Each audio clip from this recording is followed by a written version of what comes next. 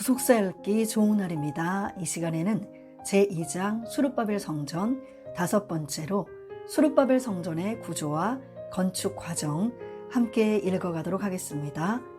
5. 수룹바벨 성전의 구조와 건축 과정. 수룹바벨 성전은 솔로몬 성전이 회파된 자리에 재건된 성전으로 기본적으로 하나님께서 계시해 주신 장막 성전과 솔로몬 성전의 식양을 따르고 있으며 에스겔에게 보이신 새 성전의 구조를 부분적으로 반영하고 있습니다. 1. 성전의 구조. 수룹바벨 성전의 구조를 파악하기 위해서는 먼저 성경에 나타나는 각 성전 청량의 기준에 대해 살펴보아야 합니다. 1. 각 성전의 청량 기준의 이해. 같은 건물을 청량해도 내부를 청량한 것이냐 외부를 청량한 것이냐에 따라 그 치수가 크게 달라지게 됩니다. 오늘날은 일반적으로 건물의 도면을 보면서 상황에 따라 치수를 적용하지만 정밀한 도면을 그릴 수 없었던 성경시대에는 관측자의 위치와 상황, 청량의 목적이나 그 시점에 사용된 하나님의 특별한 관점 등에 따라 다른 청량 기준을 사용했습니다. 따라서 같은 구조물을 설명할 때에도 서로 다른 청량값이 나오기도 합니다. 수룹바벨 성전 이전에 게시되었던 여러 성전의 경우를 먼저 살펴보겠습니다. 1. 장막 성전의 청량 기준. 장막 성전은 이동식 성전으로 전체 성막 중에서 회막은 널판을 조립해서 세웠습니다. 출애굽기 26장 15절. 널판의 크기를 통해 회막 내부의 크기를 계산해 보면 장막 성전의 청량 기준을 알 수 있습니다. 먼저 각 널판의 장은 10규빗, 광은 1.5규빗이며 회막 남편과 북편에 널판을 20개씩 연결하여 세웠습니다. 출애굽기 26장 16절, 36장 21절, 출애굽기 26장 18절, 20절, 36장 23절, 25절. 따라서 회막의 남편과 북편의 길이는 30규빗이 됩니다. 회막의 성소와 지성소의 크기가 성경에 직접적으로 언급되어 있지는 않습니다. 그런데 솔로몬 성전의 지성소는 장과 광이 각각 20규빗으로 네모 반듯하고 에스겔 성전의 지성소 역시 장과 광이 각각 20척으로 네모 반듯한 것을 고려할 때 회막의 지성소도 네모 반듯했을 것이므로 회막의 지성소는 장과 광이 각각 10규빗, 성소의 장은 20규빗이었을 것입니다. 왕상 6장 20절, 에스겔 41장 4절. 회막의 서편에는 8개의 널판이 있었는데 6개의 널판을 세우고 모퉁이 편은 2개의 널판을 각각 2겹으로 겹쳐 세웠습니다. 출애굽기 26장 22절로 25절, 36장 27절로 30절. 널판의 광은 1.5규빗이므로 6개의 널판은 총 9규빗입니다. 네모 반듯한 지성소의 장이 10규빗이므로 광도 10규빗이 되려면 양쪽으로 0.5규빗씩 필요하며 모퉁이 편의 널판을 똑같은 2겹의 판으로 만들기 위해서는 1.5규빗의 널판을 절반으로 나눠야 합니다. 0.75규빗 중 지성소 내부로 포함되는 0.5규빗을 제외한 나머지 0.25규빗은 널판의 두께로 회막의 좌우 널판의 양쪽 끝과 정확히 맞물리게 됩니다. 이처럼 회막의 성소와 지성소의 크기는 건물 내부를 기준으로 청량한 치수입니다. 2. 솔로몬 성전의 청량 기준. 열왕기상 6장 2절에서 솔로몬 왕이 여호와를 위하여 건축한 전은 장이 60규빗이요 광이 20규빗이요 고가 30규빗이며 라고 말씀하고 있습니다. 여기 성전의 규격은 성전 본관의 내부를 가리키는 표현입니다.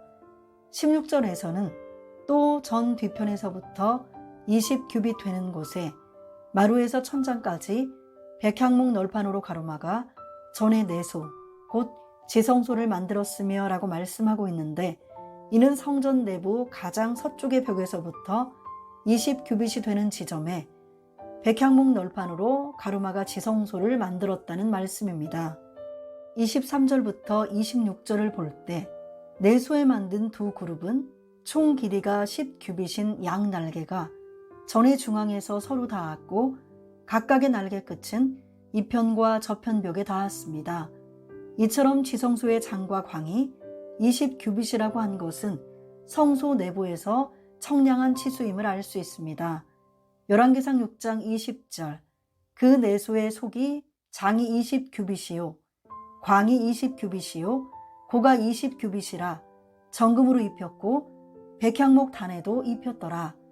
17절에서 내소 앞에 있는 외소 곧 성소의 장이 40규빗이며 라고 말씀하고 있는데 성소의 길이를 40규빗이라고 한 것도 내부 규격임을 알 수 있습니다. 솔로몬 성전 본관에는 성소와 지성소 외에도 길이 20규빗, 너비 10규빗의 낭실이 있었습니다.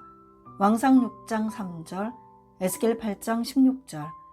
따라서 2절의 성전 본관 규격은 성전의 벽 두께나 현관의 크기는 제외하고 성소와 지성소 내부만을 청량한 값입니다.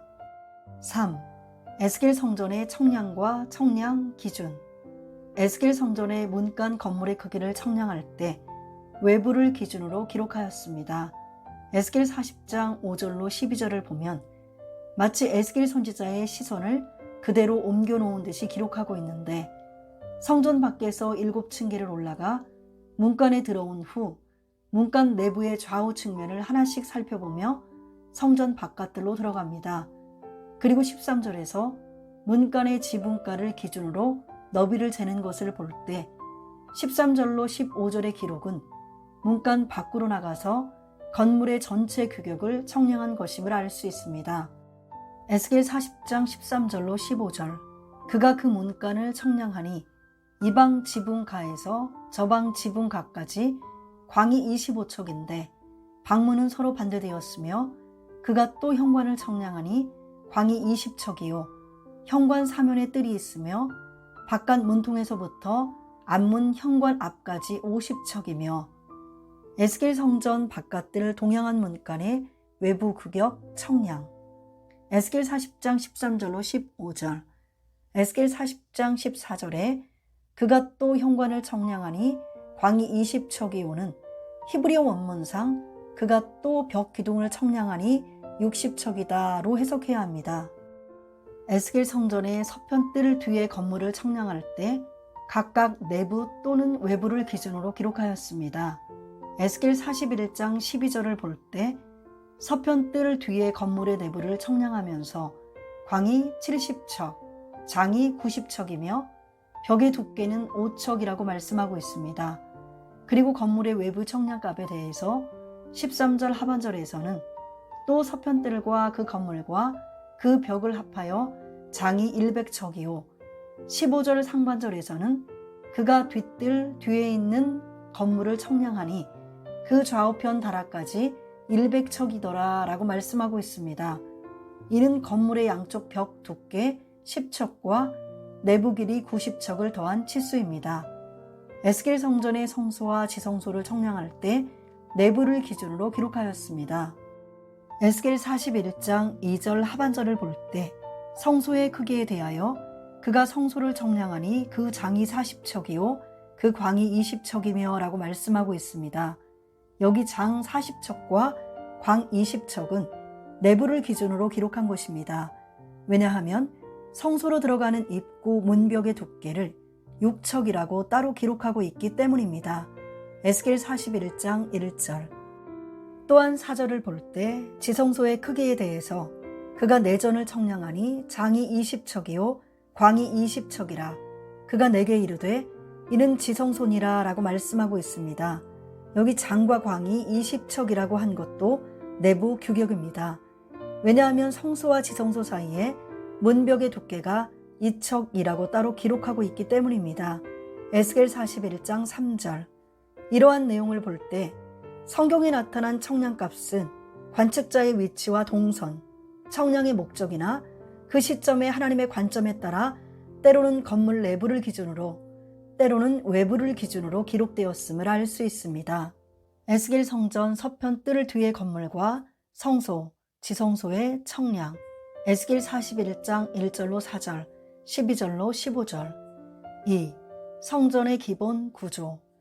성전이라는 단어는 때로는 성수와 지성소가 있는 성전 본관 건물을 가리키기도 하고 제사를 위해 필요한 다양한 건물들을 모두 포함한 일체를 가리키기도 합니다. 성전 본관 건물을 가리킬 때는 주로 성전, 궁전이라는 뜻의 히브리어 헤칼을 사용하며 성전의 여러 건물을 모두 포함할 때는 주로 집이라는 뜻의 히브리어 바이트를 베이트 하헬로임, 베이트 예호바 등의 형태로 사용합니다. 성경에 기록된 성전에는 공통적으로 거룩의 구별이라는 구조가 있습니다. 지성소는 하나님께서 임재하시는 지극히 거룩한 곳으로 1년에 단 하루 대속죄일에 대제사장만 들어갈 수 있었습니다. 레위기 16장 2절 34절, 히브리서 9장 7절. 성소에는 진설병 상과 분향단과 금촛대가 있고 오직 제사장들만 들어갈 수 있었습니다. 출애굽기 40장 4절로 5절, 22절로 27절, 민수기 3장 10절 38절. 안뜰은 번제단과 놋바다가 있는 곳으로 레위인들은 제사장을 돕기 위해 안뜰에서 성전의 여러 일을 돌보았습니다. 단 솔로몬 성전의 봉헌 시에는 솔로몬 왕이 번제단에서 예배를 드렸습니다. 왕상 8장 64절, 역대하 7장 7절. 바깥들은 백성이 하나님을 만나기 위해 나와 예배드리는 곳입니다. 역대하 7장 3절. 성전의 장소, 자격자, 성구, 성전 바깥들, 이스라엘, 역대하 23장 5절, 사도행전 21장 27절로 29절, 성전 안뜰, 레위인, 민수기 1장 51절, 3장 6절로 8절, 8장 19절, 성소, 제사장, 출애굽기 26장 31절로 33절, 35절로 37절, 29장 30절, 히브리서 9장 2절 6절, 지성소, 대제사장, 레위기 16장 2절로 34절, 히브리서 9장 3절로 5절 7절. 하나님께서는 성막 건축 시에도 이와 같은 거룩의 구별이라는 구조를 철저히 지킬 것을 명령하셨습니다. 레위인들은 성막 사면에 진을 치고 철저히 지키면서 함부로 가까이 하는 외인은 죽이라는 명령을 받았습니다. 민수기 1장 51절 53절. 성막은 세마 포장을 쳐서 구분된 한 개의 뜰이 있었지만 솔로몬 성전과 에스겔 성전 계시에는 2개의 뜰이 있었습니다. 역대상 28장 6절 상반절에서는 내게 이르시기를 내 아들 솔로몬 그가 내 전을 건축하고 내 여러 뜰을 만들리니 라고 하였으며 12절에서는 또 성신에 가르치신 모든 식양 곧 여호와의 전의 뜰과 사면의 모든 방과 하나님의 전 곳간과 성물 곳간의 식양을 주고 라고 말씀하고 있습니다. 여기 12절의 뜰은 히브리어 하츠로트로 뜰을 의미하는 하츠르의 쌍수형입니다. 열왕기하 23장 12절에 여호와의 전 2마당이라고 한 것으로 보아 솔로몬 성전에 안뜰과 바깥뜰이 있었음을 알 수 있습니다. 왕상 6장 36절, 왕하 21장 5절, 역대하 33장 5절. 바깥뜰은 큰 뜰이라고 불리기도 했으며 안뜰은 제사장의 뜰이라고도 불렸습니다. 왕상 7장 12절, 역대하 4장 9절. 두 뜰은 담을 둘러 뜰 안과 밖을 철저하게 구분하였으며 뜰 안으로 들어올 수 있는 자격자를 구분하기 위해 문간과 문지기를 두었습니다. 왕상 6장 36절, 에스겔 40장 5절, 42장 7절. 역대하 23장 19절, 에스겔 40장 7절, 44장 2절, 에스겔 46장 9절. 3. 스룹바벨 성전의 구조. 1. 스룹바벨 성전 본관의 구조. 조전 538년에 바사왕 고레스는 조서를 내려 예루살렘의 성전을 재건할 것을 지시하였습니다. 이 조서에 의하면 성전의 지대를 견고히 쌓도록 하였고 성전의 높이와 너비를 각각 60규빗으로 정하고 있습니다. 에스라 6장 3절로 5절. 고레스 왕 원년에 조서를 내려 이르기를 예루살렘 하나님의 전에 대하여 이르노니 이전 곧 제사 드리는 처소를 건축하되 지대를 견고히 쌓고 그 전의 고는 60규빗으로 광도 60규빗으로 하고 큰 돌 3켜에 새 나무 1켜를 놓으라. 그 경비는 다 왕실에서 내리라.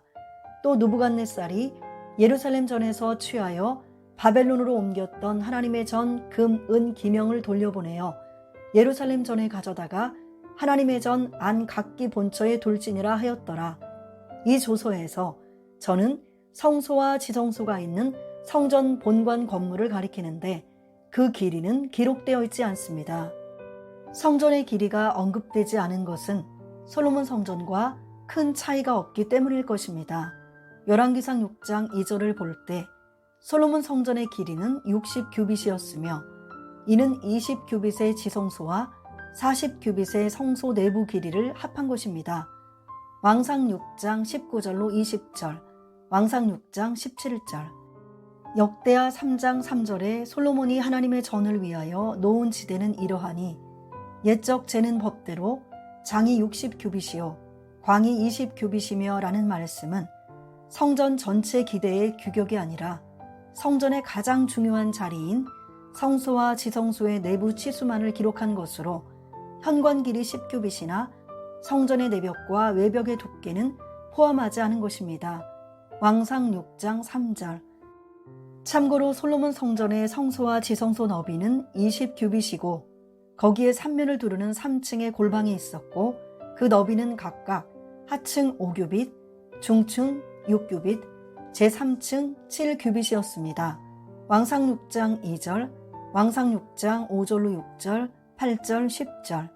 열왕기상 6장 2절에서 성전의 너비가 20규빗이라고 한 것은 골방이나 성전 내벽과 외벽의 두께를 포함하지 않고 성소와 지성소의 너비 20규빗만을 언급한 것입니다.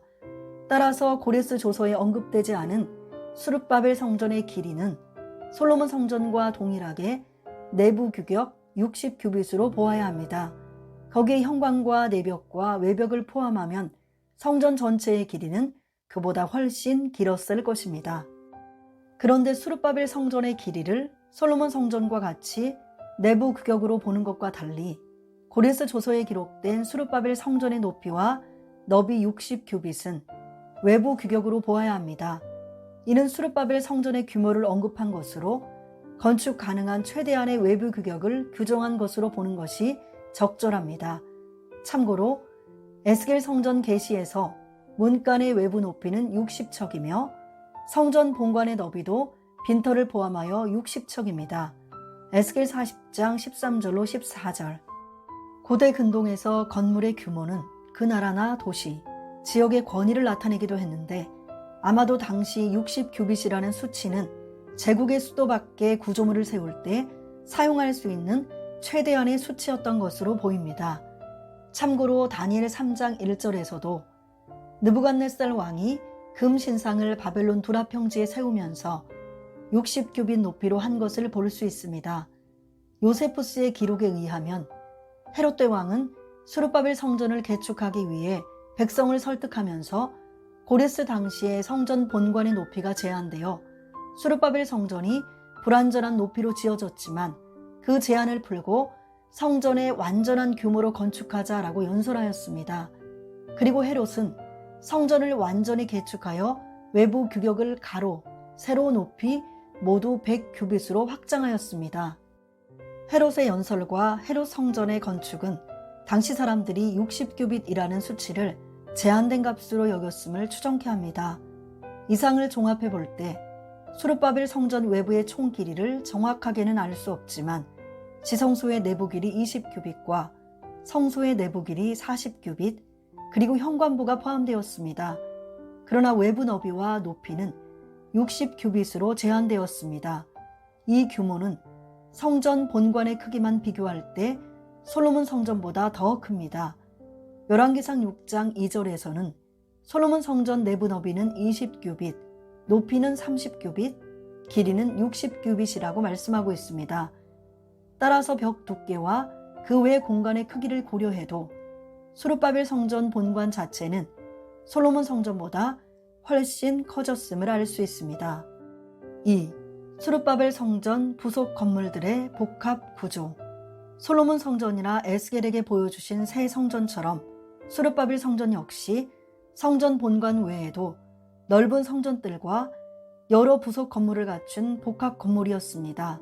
솔로몬 성전에는 문지기들이 동쪽 문에 6명, 북쪽 문과 남쪽 문에 각각 4명, 낭실 서편 큰 길에 4명, 낭실에 2명, 곡간 2곳에 각 2명씩 7장소에서 24명이 한 주가 되어 파수하였습니다. 역대상 26장 13절, 17절로 18절, 역대상 26장 20절. 그런데 수르바벨 성전에서 212명의 문지기가 반열을 따라 성전문을 지킨 것을 볼 때 수르바벨 성전에도 솔로몬 성전과 같이 문간과 여러 부속 건물이 있었음을 알 수 있습니다. 역대상 9장 17절로 24절, 26절. 먼저 성전 본관의 지대 외에도 넓은 뜰이 있었습니다. 바벨론 포로에서 제1차로 귀환한 이스라엘 백성은 주전 536년에 성전 재건을 시작하면서 가장 먼저 번제단을 그 터 위에 세우고 뒤이어 성전의 지대를 수축하였습니다. 에스라 3장 2절로 6절. 솔로몬 성전에 번제단이 있던 바로 그 자리에 다시 단을 세운 것을 볼 때 성전의 지대 역시 이전의 경계석을 찾아서 바로 그 자리에 건축을 시작했을 것입니다. 완공된 수르바벨 성전의 뜰 역시 안뜰과 바깥뜰로 구성됩니다. 스가랴 3장 7절을 볼 때 성전 재건의 명령을 전하면서 만군의 여호와의 말씀에 내가 만일 내 도를 준행하며 내 윤리를 지키면 내가 내 집을 다스릴 것이요 내 뜰을 지킬 것이며 내가 또 너로 여기 섰는 자들 중에 왕래케 하리라 라고 말씀하고 있습니다. 여기 뜰은 히브리어 하치르의 쌍수형으로 2개의 뜰이라는 뜻입니다. 완공된 뜰의 크기는 정확히 알 수 없지만 주전 4세기경 최초의 지리학자로 평가받는 헬라인 헤카테우스는 평생에 걸쳐 페르시아부터 이집트까지를 방문하여 지리서를 기록하면서 예루살렘을 방문한 후에 예루살렘에 세워진 성전은 뜰의 길이가 500규빗, 너비가 100규빗이었다라고 하였습니다. 이후 성전의 뜰은 마카비 혁명 시기와 하스몬 왕조를 지나며 장과 광이 각각 500규빗인 정방형으로 확장되었습니다. 에스겔 45장 2절. 에스겔 성전이 500척의 정방형 구조로 되어 있는 것에서 에스겔 성전과 수르바벨 성전의 연관성을 찾을 수 있습니다. 안뜰과 바깥뜰은 담으로 구분되어 있었습니다. 그리고 성전 밖에서 바깥뜰로, 바깥뜰에서 안뜰로 들어가기 위한 문간들이 여러 개 있었으며 각 문간에는 곡간이 딸려 있었습니다. 느헤미야 12장 24절로 26절. 또한 성전에 여러 도구를 보관하거나 제사장과 레위인이 이용하는 여러 개의 방이 있었습니다. 에스라 10장 6절, 느헤미야 10장 37절로 39절, 13장 4절로 5절. 2. 건축 과정. 1. 번제단의 건설. 이스라엘 백성이 성전을 재건하기 위해 모였을 때 가장 먼저 건설한 것은 번제단이었습니다. 성전의 기초지대도 아직 쌓지 않은 상태였지만 가장 먼저 번제단을 만든 것입니다. 에스라 3장 6절. 예루살렘으로 귀환한 이스라엘 백성이 7월에 이르러 일제히 예루살렘에 모였는데 7월 초하루부터 단을 쌓고 번제를 드렸습니다. 에스라 3장 1절, 에스라 3장 3절, 6절. 에스라 3장 1절로 6절. 이스라엘 자손이 그 본성에 거하였더니 7월에 이르러 일제히 예루살렘에 모인지라. 요사닥의 아들 예수아와 그 형제 제사장들과 스알디엘의 아들 수르바벨과 그 형제들이 다 일어나 이스라엘 하나님의 단을 만들고 하나님의 사람 모세의 율법에 기록한 대로 번제를 그 위에 드리려 할세. 무리가 열국 백성을 두려워하여 단을 그 터에 세우고 그 위에 조석으로 여호와께 번제를 드리며 기록된 규례대로 초막절을 지켜 번제를 매일 정수대로 날마다 드리고 그 후에는 항상 드리는 번제와 초하루와 여호와의 모든 거룩한 절기의 번제와 사람이 여호와께 즐거이 드리는 예물을 드리되 7월 초하루부터 비로소 여호와께 번제를 드렸으나 그때의 여호와의 전지대는 오히려 놓지 못한지라. 에스라 3장 3절에서는 무리가 열국 백성을 두려워하여 단을 그 터에 세우고 그 위에 조석으로 여호와께 번제를 드리며 라고 말씀하고 있는데, 원문의 의미를 살려 해석하면 무리 위에 이 땅 백성에 대한 두려움이 있었지만 단을 그 터 위에 세웠다는 뜻입니다. 여기 단을 그 터 위에 세웠다는 것은 솔로몬 성전에 번제단이 있던 그 자리에 단을 세웠다는 의미입니다. 이스라엘 백성이 바벨론으로 끌려간 후 예루살렘과 그 인근 지역을 차지하고 살던 이방 민족들은 이스라엘 백성의 귀환과 성전 건축에 대해 매우 부정적이었습니다. 이제 막 예루살렘에 귀환하여 폐허 위에 던져진 이스라엘 백성은 대적의 위협 가운데에서도 하나님만을 경외하는 믿음으로 가장 먼저 번제단을 본래 자리에 세우고 조석으로 매일 제사를 드리며 하나님을 의지하고 성전 재건 준비를 시작한 것입니다. 출애굽기 29장 38절로 42절, 민수기 28장 1절로 8절. 2. 성전지대의 건설. 성전지대는 큰 돌을 놓아 만들었습니다. 에스라 6장 3절에서 고레스 왕 원년에 조서를 내려 이르기를 예루살렘 하나님의 전에 대하여 이르노니 이전 곧 제사드리는 처소를 건축하되 지대를 견고히 쌓고 그 전에 고는 60규빗으로 광도 60규빗으로 하고 라고 말씀하고 있습니다. 수르바벨 성전 본관만 해도 고가 60규빗으로 27m가 넘는 높은 건물이었으며 여러 부속 건물이 많이 있었습니다. 에스라 5장 8절. 또한 성전의 지대는 아래의 바깥들과 그 위의 안뜰로 다시 구분되었습니다. 스가랴 3장 7절. 성전의 지대는 성전 건축이 처음 시작된 주전 536년에 놓였습니다. 에스라 3장 8절. 에스라 3장에서는 건축자가 여호와의 전 지대를 놓을 때 여호와의 전 지대가 놓임을 보고 전 지대 놓임을 보고라고 하였고, 에스라 5장 16절에서 하나님의 전 지대를 놓았고 라고 하였으며, 스가랴 4장 9절 상반절에서 수르바벨의 손이 이 전의 지대를 놓았은즉 이라고 말씀하고 있습니다. 성전의 지대는 큰 돌을 새겨 놓은 다음에 새 나무를 한켜 놓는 방식으로 진행되었습니다. 에스라 6장 4절에서 큰 돌 새겨에 새 나무 한 켜를 놓으라 라고 말씀하고 있습니다. 여기 켜는 히브리어 니드바크로 줄, 열이라는 뜻입니다. 큰 돌은 히브리어 에벤겔랄로 굴리다라는 뜻의 갈랄에서 유래하여 굴리지 않고는 옮길 수 없는 아주 무겁고 큰 돌들을 가리킵니다. 그러므로 수르바벨 성전의 지대는 큰 돌을 세 줄을 쌓고 그 위에 나무 한 줄을 올리는 방식으로 지어진 것입니다. 이는 솔로몬 성전의 건축 방식을 따른 것입니다. 열왕기상 6장 36절에서 또 다듬은 돌 세 켜와 백향목 두꺼운 판자 한 켜로 둘러 안뜰을 만들었더라 라고 말씀하고 있습니다.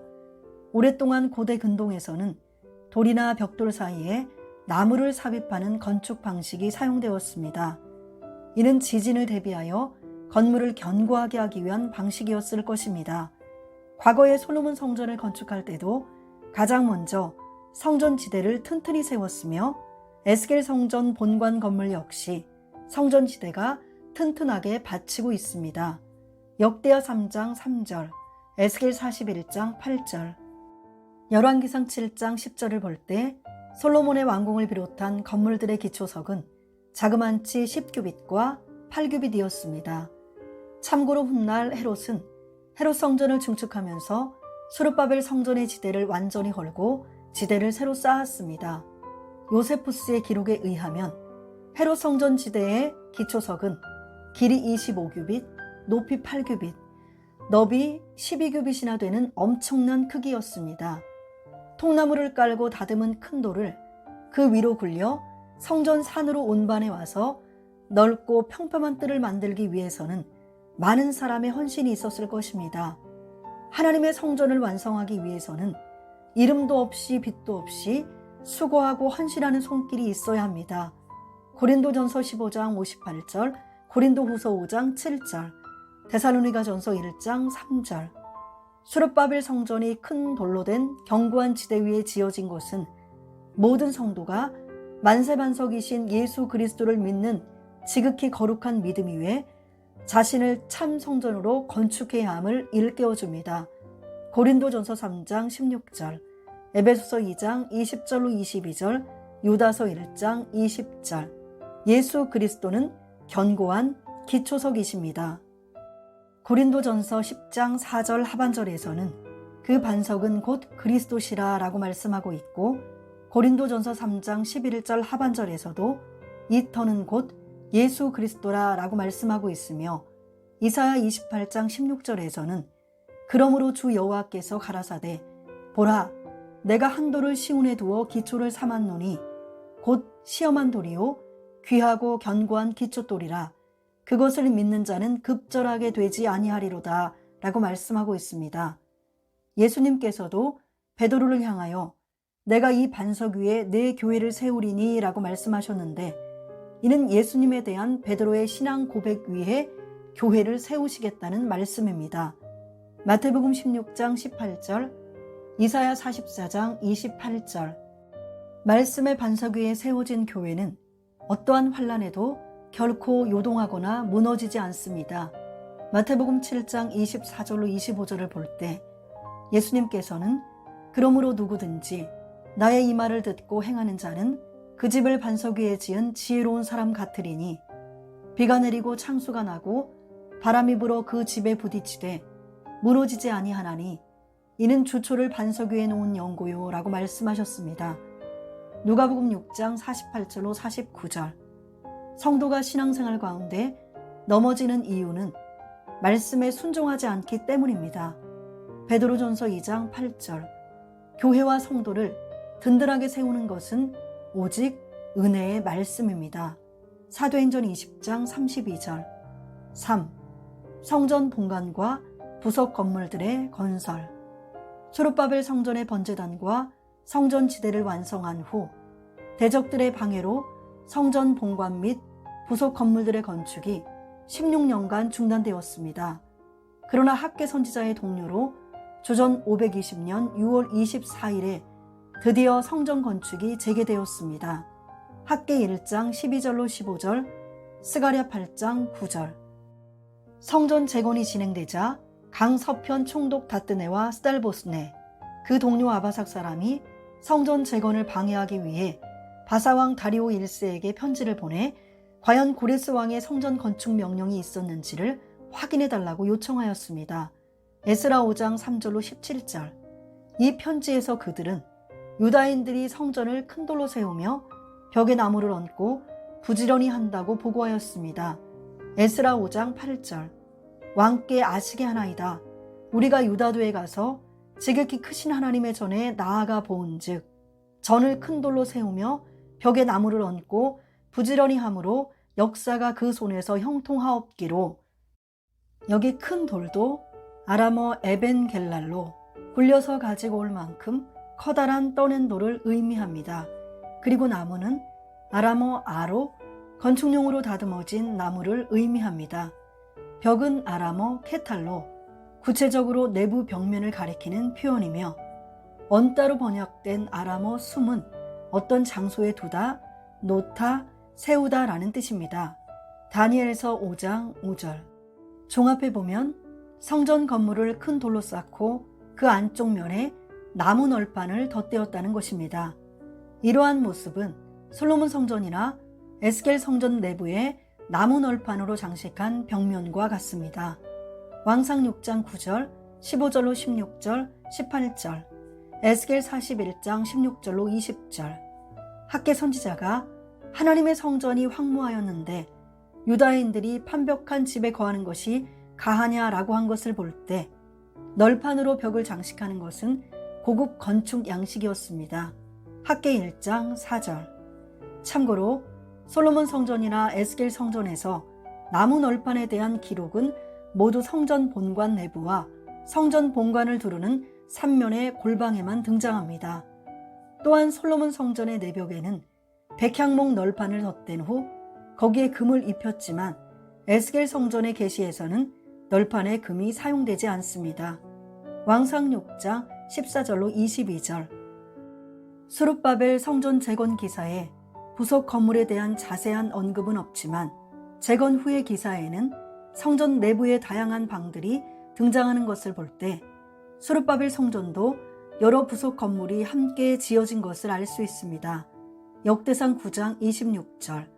고레스 조서에 기록된 수르바벨 성전 본관의 외부 높이는 60규빗으로 성전 본관의 규모는 솔로몬 성전보다 훨씬 높았던 것 같습니다.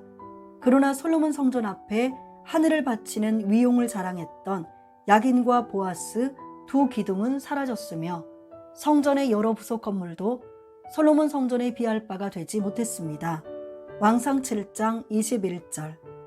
학개 2장 3절을 볼 때 성전 재건을 시작하면서 너희 중에 남아있는 자, 곧 이전에 이전 영광을 본 자가 누구냐? 이제 이것이 너희에게 어떻게 보이느냐? 이것이 너희 눈에 보잘것이 없지 아니하냐? 라고 말씀하고 있습니다.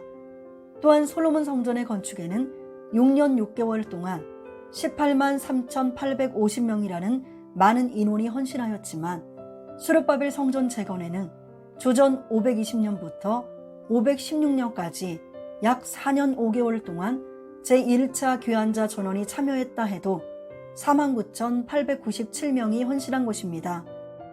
이처럼 건축기간이나 참여 인원, 그리고 성전 봉헌식의 규모 등을 볼 때 겉으로 보이는 성전의 전체 규모는 이전보다 무척 작아졌다는 것을 알 수 있습니다. 3. 건축 재료. 1. 백향목. 수르바벨 성전의 주재료는 돌과 나무이며 그 중에 가장 많이 쓰인 재료는 백향목입니다.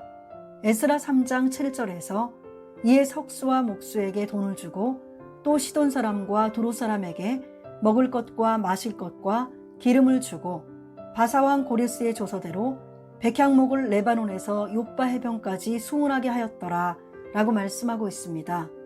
수르바벨 성전을 짓기 위한 준비로 고레스의 조서를 따라 레바논에서 백향목을 가져온 것입니다. 백향목을 레바논에서 가지고 왔다는 기록은 솔로몬 성전 건축의 경우에서도 찾아볼 수 있습니다. 왕상 5장 6절, 9절, 역대하 2장 8절, 16절.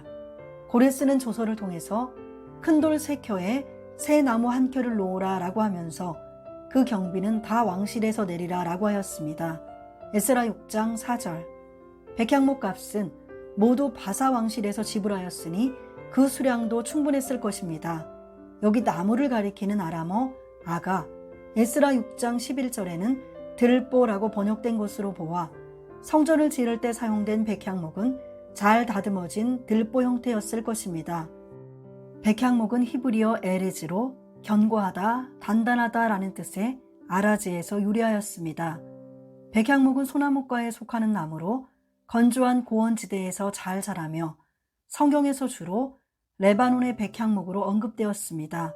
왕상 5장 6절, 시편 104편 16절, 호세아 14장 5절로 6절. 백향목은 수목의 왕이라 불리는데 1년에 겨우 1cm 자랄 정도로 성장 속도가 아주 느리지만 그만큼 결이 곱고 속이 매우 단단합니다.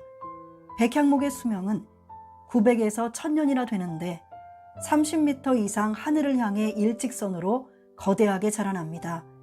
그래서 백향목의 곧은 나무 줄기는 곱게 뻗은 다리의 비유로도 사용되었습니다. 아가서 5장 15절. 백향목 줄기가 얼마나 단단한지 레바논 지역 시돈 사람들의 숙련된 솜씨 없이는 벌목이 어려울 정도였습니다. 왕상 5장 6절, 역대하 2장 8절. 백향목 줄기에 상처가 나면 진한 향기의 진액이 흘러나오는데 이 진액은 탁월한 방충, 방부 효과가 있습니다. 이스라엘의 일반적인 건축에는 가볍고 단단한 뽕나무가 사용되었지만 백향목은 나무의 고귀함과 단단함, 그리고 향기로 인해 다윗과 솔로몬의 궁을 짓는 데 사용되었으며 솔로몬 성전의 건축 재료로도 사용되었습니다. 사무엘하 7장 2절, 왕상 7장 2절, 왕상 6장 9절, 15절로 16절. 백향목은 문둥병 환자가 나았음을 증명하기 위하여 행하는 정결 예식에 사용되었는데 백향목은 잘 썩지 않는 나무이기 때문에 문둥병에서 치유받은 환자가 다시는 병에 걸리지 않기를 소망하는 것을 나타냅니다. 레위기 14장 3절로 6절. 백향목은 성경에서 자주 교만한 통치자, 강대한 나라, 성도의 성장, 이스라엘의 영광, 그리스도의 영광, 아름다움, 영광, 장엄함, 위엄 등을 상징합니다. 이사야 2장 12절로 13절, 아모스 2장 9절, 시편 92편 12절, 민수기 24장 5절로 6절, 에스겔 17장 22절로 23절, 아가서 5장 15절, 예레미야 22장 7절, 시편 80편 10절, 백사편 16절, 왕상 4장 33절, 스가랴 11장 1절로 2절, 에스겔 17장 22절, 31장 3절. 특히 백향목 들보, 잣나무 석가래라고 하면 아주 아름답고 우아한 집을 일컫는 표현입니다.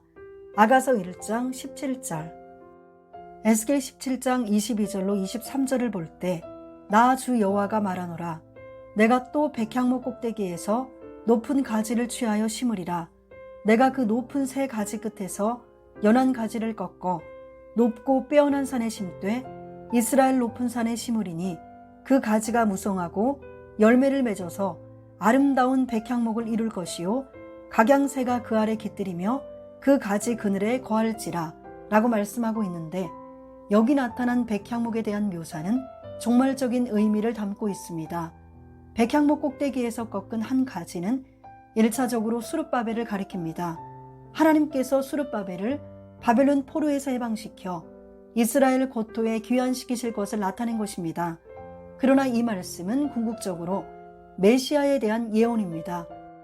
이 예언을 구속사적 관점에서 살펴보면 다음과 같습니다.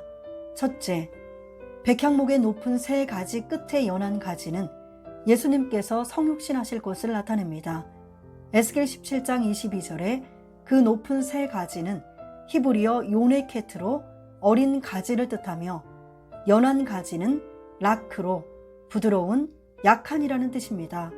하나님께서 약한 어린 가지를 꺾어서 높고 빼어난 산에 심으시겠다는 것입니다.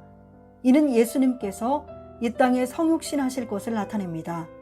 예수님은 아주 약하고 비천한 목수의 아들로 이 땅에 오셨습니다. 예수님께서 이렇게 연약한 모습으로 오실 것에 대하여 뿌리에서 한 가지가 나서 결실할 것이요 다윗에게 한 의로운 가지를 일으킬 것이라. 그는 주 앞에서 자라나기를 연한 순 같고 마른 땅에서 나온 줄기 같아서 고운 모양도 없고 풍채도 없은즉 우리의 보기에 흠모할 만한 아름다운 것이 없도다 라고 말씀하고 있습니다.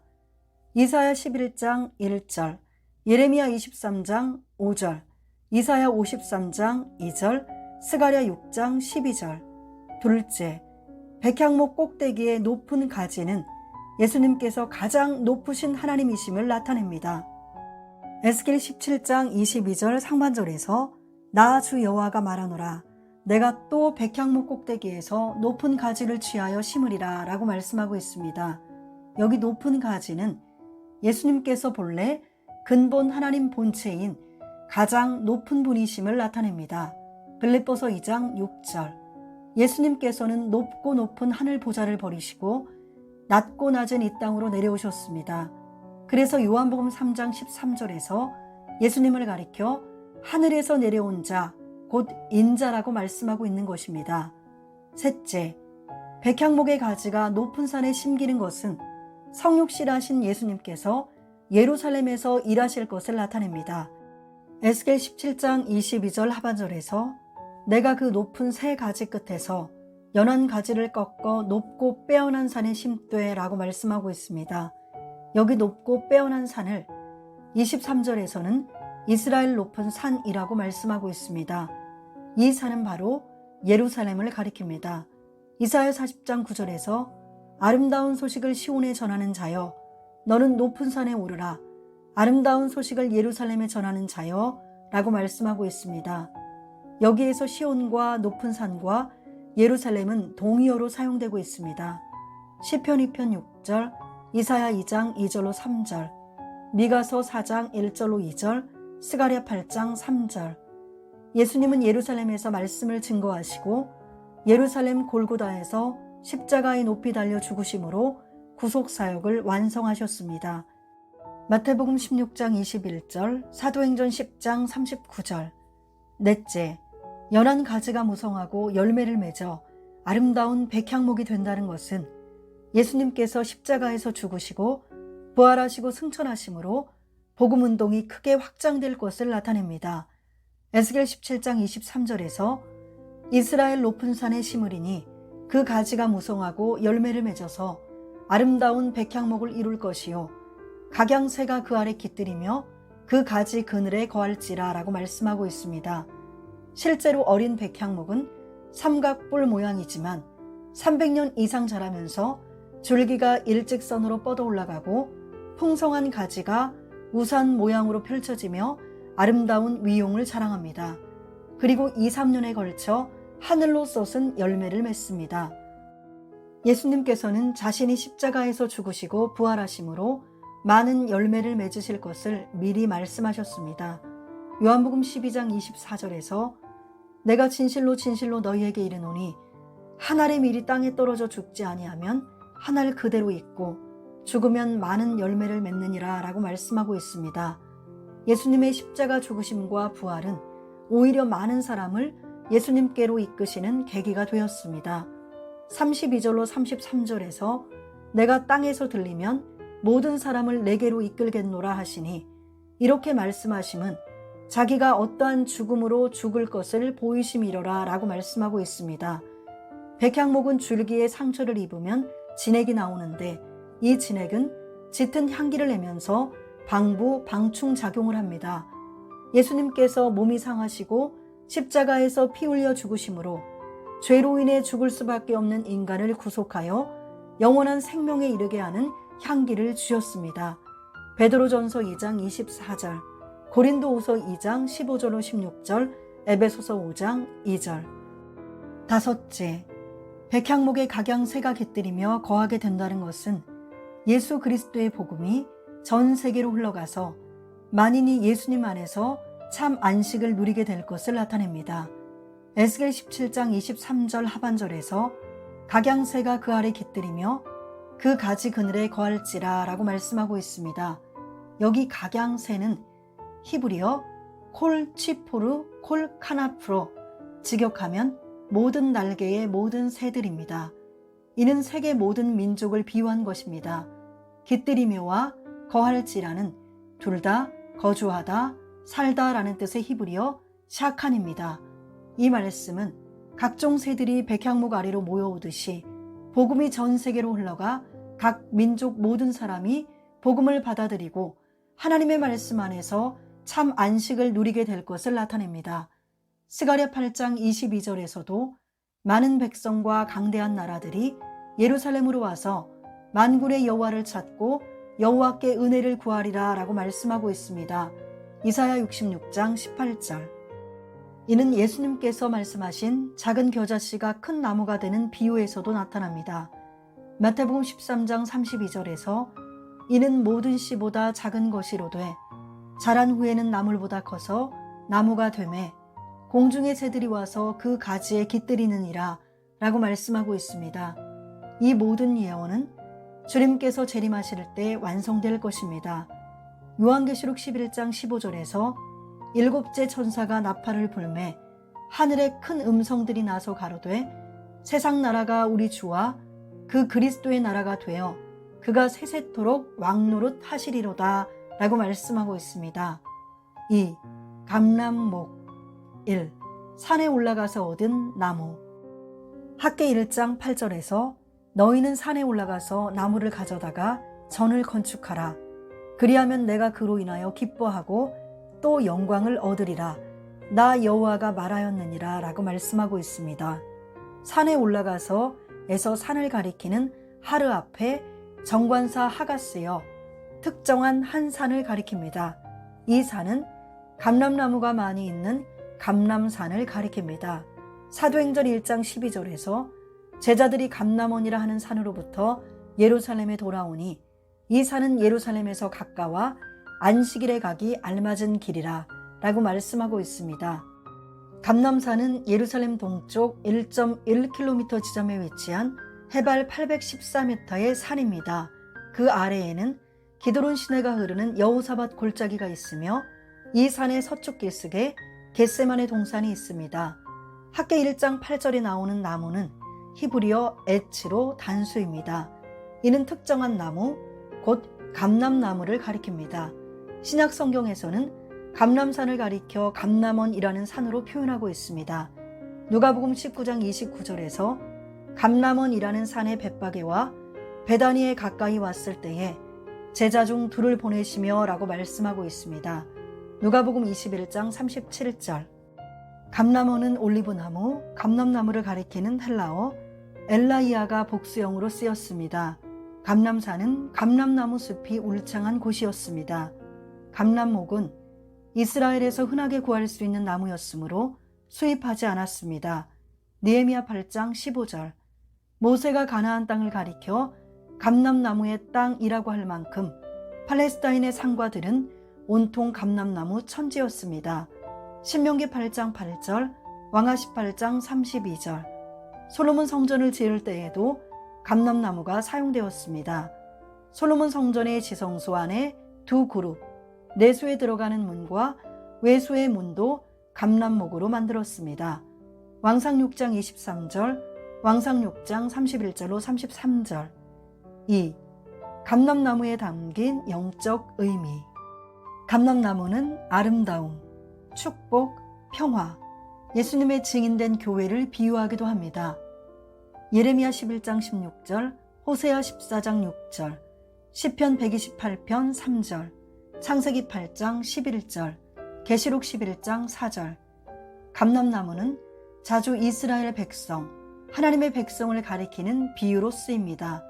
시편 128편 3절, 예레미야 11장 16절, 호세아 14장 5절로 6절, 로마서 11장 24절, 시편 52편 8절에서 오직 나는 하나님의 집에 있는 푸른 감람나무 같으며 하나님의 인자하심을 영영히 의지하리로다 라고 말씀하고 있습니다. 로마서 11장 17절에서 또한 가지 얼마가 꺾여졌는데 돌 감람나무인 내가 그들 중에 접붙임이 되어 참 감람나무 뿌리의 진액을 함께 받은 자 되었은즉 이라고 말씀하고 있는데, 돌 감람나무는 이방인들을 가리키며 참 감람나무는 이스라엘 백성을 가리킵니다. 그렇다면 감람나무가 주는 영적인 교훈은 무엇입니까? 첫째, 하나님의 백성은 끝까지 견디며 인내해야 합니다. 감람나무는 성장이 느려서 처음 열매를 맺기까지 10년에서 14년이 걸리며 제대로 된 열매를 맺으려면 적어도 30년 이상 걸립니다. 이렇게 천천히 성장하기 때문에 나무의 결이 곱고 단단하여 건축 재료로 적합하므로 성전 건축에 많이 사용된 것입니다. 감람나무의 수명은 대략 600년이며 1000년 이상 사는 나무도 있습니다. 감람나무는 오랜 세월 모진 바람과 일교차가 심한 기후를 견디며 버티는 나무입니다. 성도는 감람나무처럼 끝까지 견디는 믿음을 가져야 합니다. 마태복음 24장 13절. 감람나무 꼭대기에 남은 몇 개의 실과는 온갖 시련 중에서도 하나님의 은혜로 신앙의 순결을 지키며 끝까지 남은 자를 가리킵니다. 이사야 17장 6절에서 그러나 오히려 주울 것이 남으리니 감람나무를 흔들 때에 가장 높은 가지 꼭대기에 실과 2, 3개가 남음 같겠고 무성한 나무의 가장 먼 가지에 4, 5개가 남음 같으리라. 이스라엘의 하나님 여호와의 말씀이니라 라고 말씀하고 있습니다. 둘째, 하나님의 백성은 성령 충만해야 합니다. 감람류는 감람나무 열매에서 짜낸 기름입니다. 감람류는 식용이나 의약품이나 등유로 사용되었는데 특히 성전의 등불을 밝히는 기름으로 사용되었습니다. 출애굽기 27장 20절에서 너는 또 이스라엘 자손에게 명하여 감나무로 찧어낸 순결한 기름을 등불을 위하여 내게로 가져오게 하고 끊이지 말고 등불을 켜되 라고 말씀하고 있습니다. 레위기 24장 2절. 성경에서 기름은 성령을 나타내고 있습니다.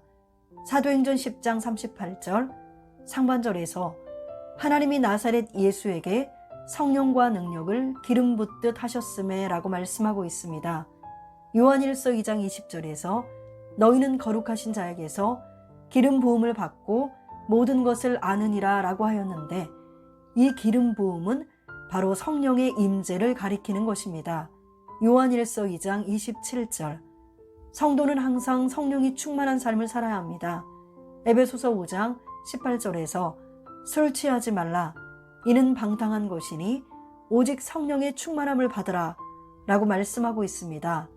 셋째, 하나님의 백성은 십자가를 지는 삶을 살아야 합니다. 학계 1장 8절에 나오는 나무를 70인경에서는 크실론으로 번역하고 있습니다. 예수님께서 달리신 십자가 나무 역시 크실론입니다.